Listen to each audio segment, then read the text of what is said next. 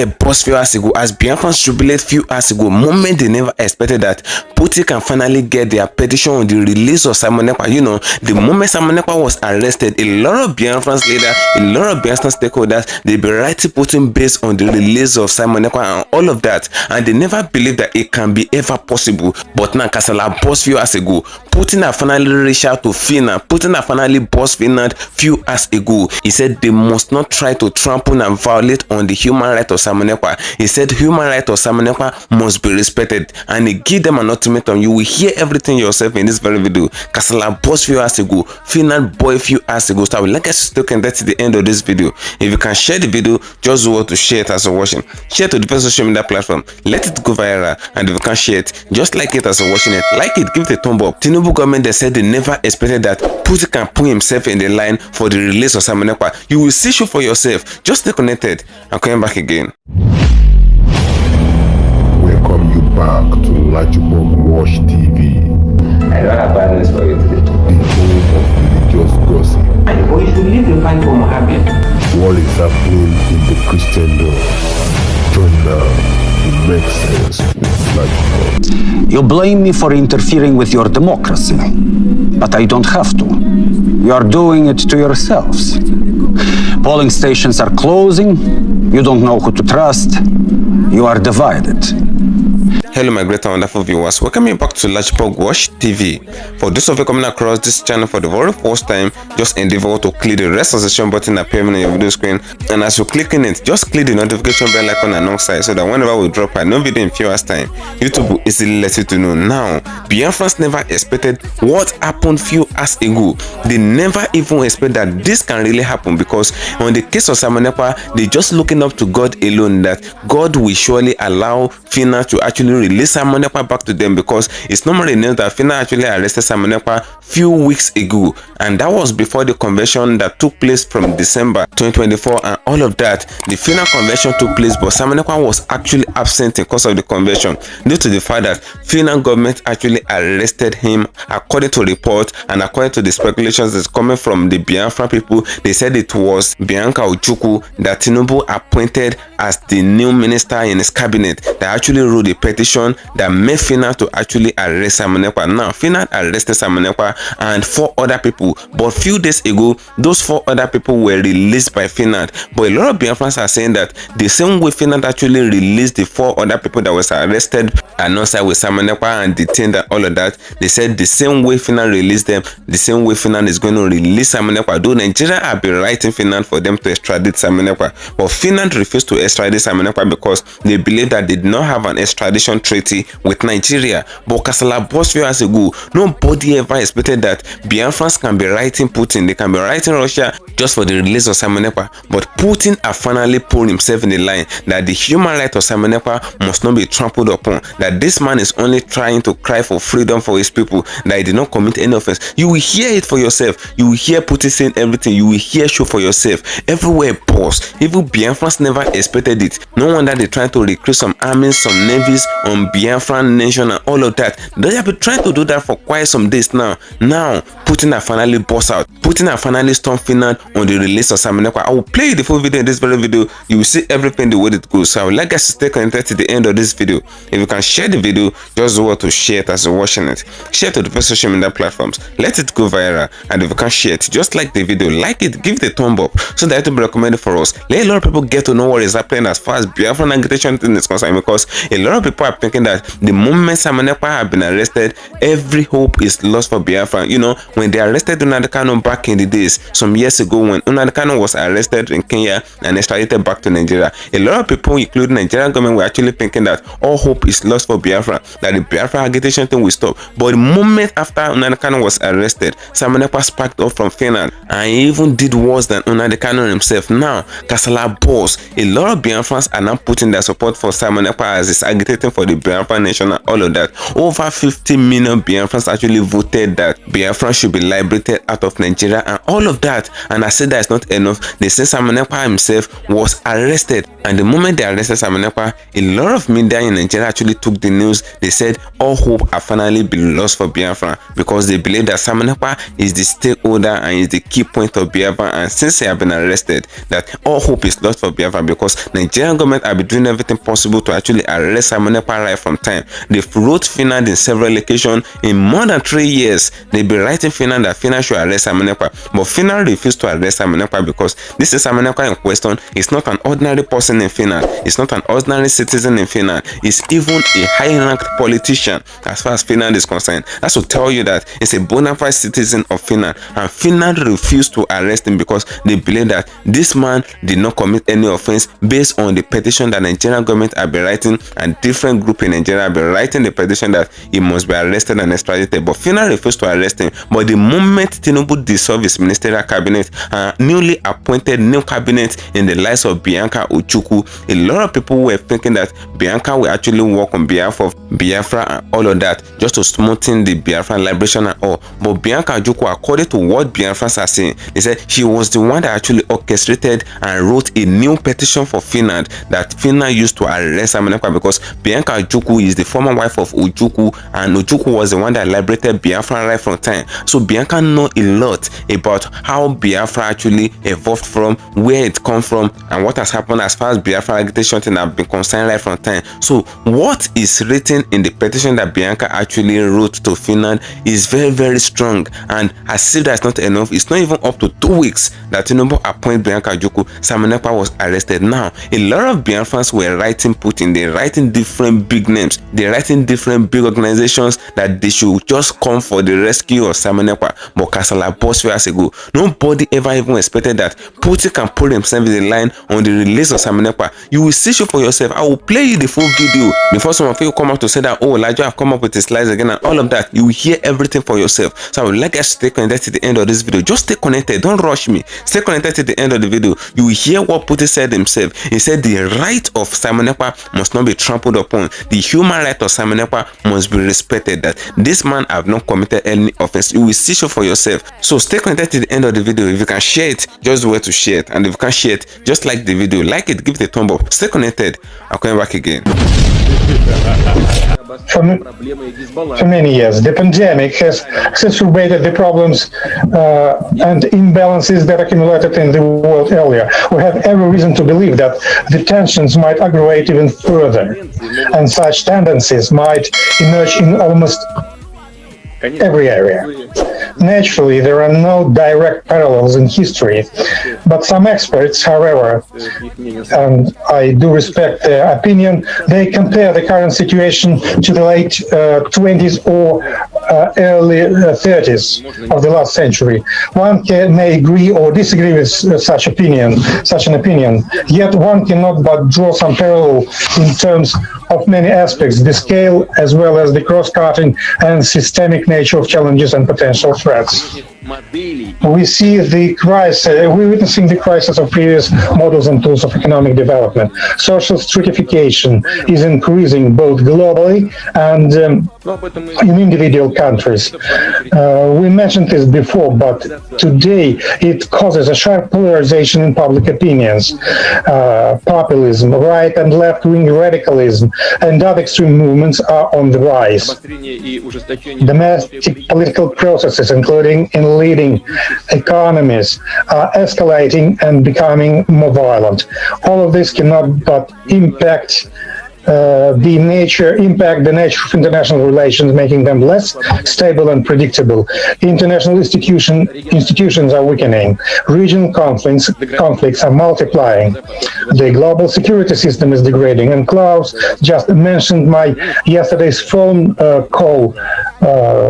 talk with the US president, and we have agreed about the extending the START agreement. It's a correct step, but anyway, the contradictions are multiplying, and It is well known that in the 20th century, the failure and inability to essentially resolve such issues resulted in a catastrophic World War II. Of course, nowadays, such a heated conflict is not possible. I hope that it's not possible in principle, because it will mean the end of our civilization. But I would like to reiterate, however, that the situation might develop unpredictably and uncontrollably if we will sit on our hands doing nothing to avoid it. And there is a possibility that we may experience an actual collapse of global development that might result in a fight of all against all. The warring parties would attempt to tackle the escalated tensions by searching for internal and external enemies. The fight would mean the destruction of not only traditional values, and we cherish these values in Russia, such as family, but also fundamental freedoms, including the right of choice and privacy. I would like to know that social crisis and the crisis of values have already caused negative demographic consequences. As a result, the humankind risks losing the entire civilizations and cultures. Our common responsibility today is to avoid such a future that resembles a grim dystopia. We need to ensure development following a different path, one that is positive, balanced, and constructive. And in this regard, I would like to elaborate on the key challenges that, in my opinion, are facing the world community today. The first one of them is of the social and economic nature. Well, that's true. If we look at the statistics, despite the severe crises of 2008 and 2020, the past 40 years one can call extremely successful for the global economy. Starting from 1980, the global GDP at purchasing power parity in real terms per capita has doubled. And it's a positive sign. Globalization and domestic growth have resulted in a boost in developing countries. More than 1 billion people have been lifted out of poverty. For instance, if we take an income level of $5.5 per person per day at purchasing power parity, according to the World Bank, the number of people with lower income in China has reduced from 1.1 billion in 1990 to less than 300 million in recent years, and it's a success for China. In Russia, this number has decreased from almost 64 million people in 1999 to about 5 million people as of now. And we think that we are moving in the right direction, and it's the most important area. But the main question, the answer to which gives much insight into the current problems, is what was the nature of this global growth? Who benefited most from it? Undoubtedly, as I've already said, developing countries gain much benefit from it, using the growing demand for their traditional and even new products. But however, this embedding in the global economy resulted not only in new jobs and export earnings for them, but also in social costs, including significant income gap of the population. And what is the situation in the developed countries, whose level of average well-being is much higher? Paradoxically, the problems of stratification here in developed countries have proven to be even more profound. According to the World Bank estimates, while there were 3.6 million people living on less than $5.5 a day in the US in the year 2000, in 2016, this figure rose up to 5.6 million. During the same period, globalization resulted in a substantial increase in the profits of the large multinational companies, primarily American and European ones. And as to the number of people in European countries, developed European countries, the tendency is the same like in America. But again, who gets these revenues? Talking about companies, the answer is obvious. Those who represent 1% of the population. And what has happened with the other people? For the last 30 years, the income of more than half of the citizens of a number of developed countries in real terms has not increased, while the cost of education and health services has tripled. Well, has increased and has tripled actually. That is, millions of people, even in rich countries, have ceased to see the prospect of increasing their income. At the same time, they face the problems of how to preserve their own health and that of their parents, how to provide quality education for their children. There is also a large proportion of people who, in fact, turn out to be non-demanded. Thus, according to the International Labour Organization estimates, in 2019, 21% of young people in the world, or 267 million, were neither studying nor working. And even among those who have work, and it's an interesting figure, even among those who work, 30% live on less than $3.2 a day at purchasing power parity. Such imbalances in global social and economic developments are the direct results of the targeted policy that has been conducted since the 80s of the last century, often blatantly and dogmatically based on the so-called Washington Consensus, with its unwritten rules that give priority to private debt-driven economic growth, with deregulation and low taxes on the rich and corporations. As I've already mentioned, the coronavirus pandemic has only exacerbated the problems. Last year, the decline in the global economy was the worst since the Second World War. Labor market losses by July were equivalent to almost 500 million jobs. Yes, half of them have been recovered by the end of the year, but still almost 250 million jobs lost is a very large and worrying figure. In the first 9 months. What a wonderful question, the anchor of this good platform.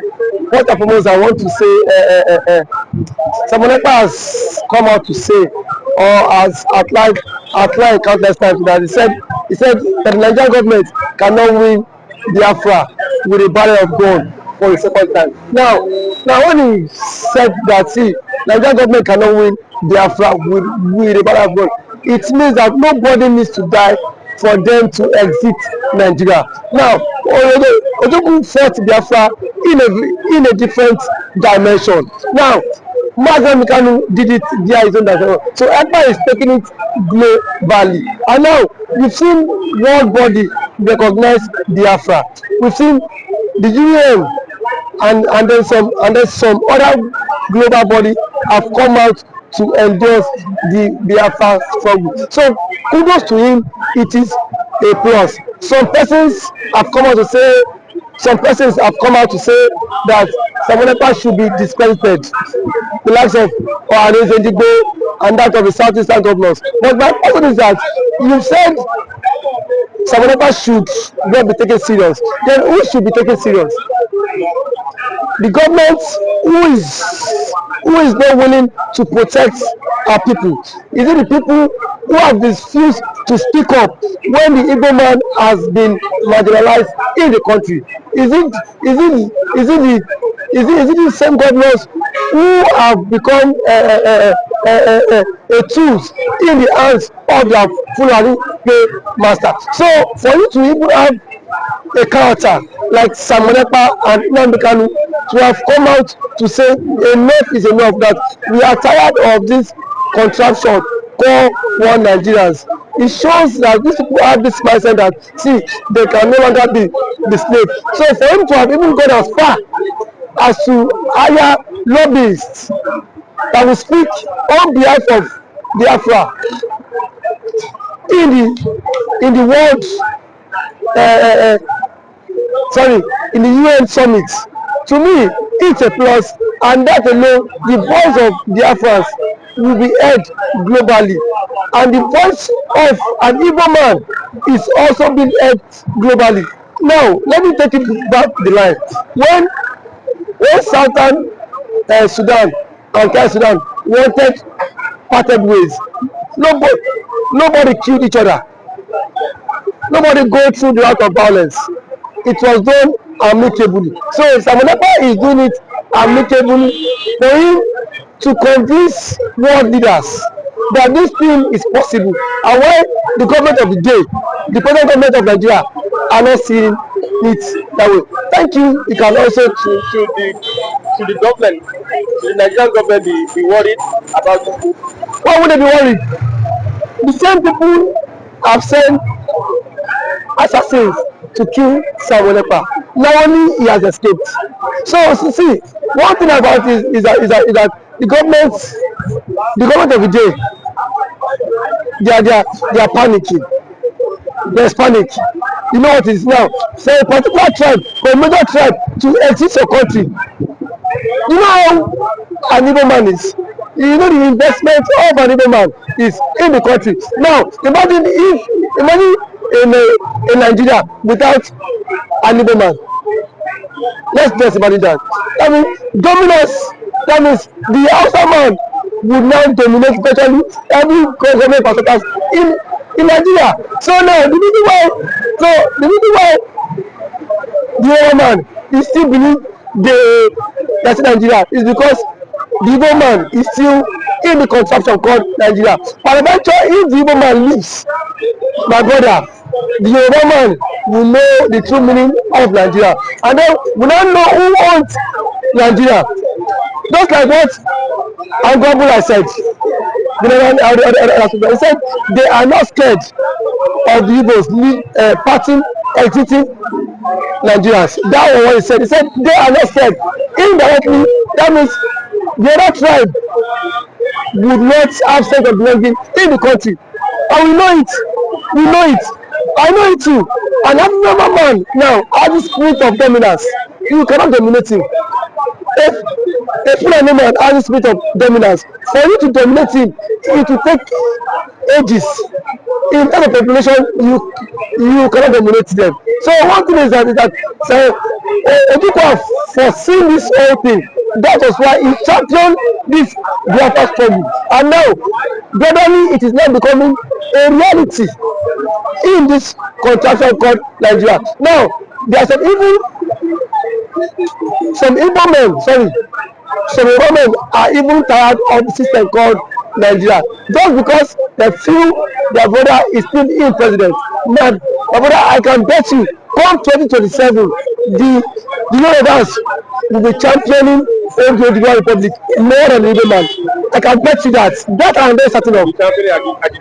Yes, we will championing because it is certain when their president, when their brother is being kicked away from the presidency, already there is a plot, and which he himself cannot escape. The president himself knows that there is a plot, and then the big shots in the north are forming alliance. You know it. RFI, a powerful influence in the north, is not in the league. Sorry, is not in good terms with the president. And now nobody can take that factor. What RFI did, or else I made President emerge as the president via his own influence. And then we have also the likes of Angulai, which is the chairman of the Northern Order Forum. He said, post election, that the Northern Order supported Tinubu, but come 2027, Tinubu will not get their support. So what does that mean? Now so now if the average left person is not giving the vote, now where will they get the vote? It should come by 2027. The same thing the Yorubas have been tagged the Igbos for. Now they will be the master manner of it, because I can bet you that 2027 Yoruba will stop, and that's the slogan that will continue the trend, is that we are tired of the country, we want to follow the suit of the Igbo man and exit the country. And then the Igbo man now will not take them, tag them for being unserious, because now that the Igbo man is championing for the exit, we are saying the Igbo man is not serious. There are claims that the Igbo man is not serious, but I can bet you when the system will not catch up with you, then you will know why the Igbo man has been championing to exit. Thank you for always coming.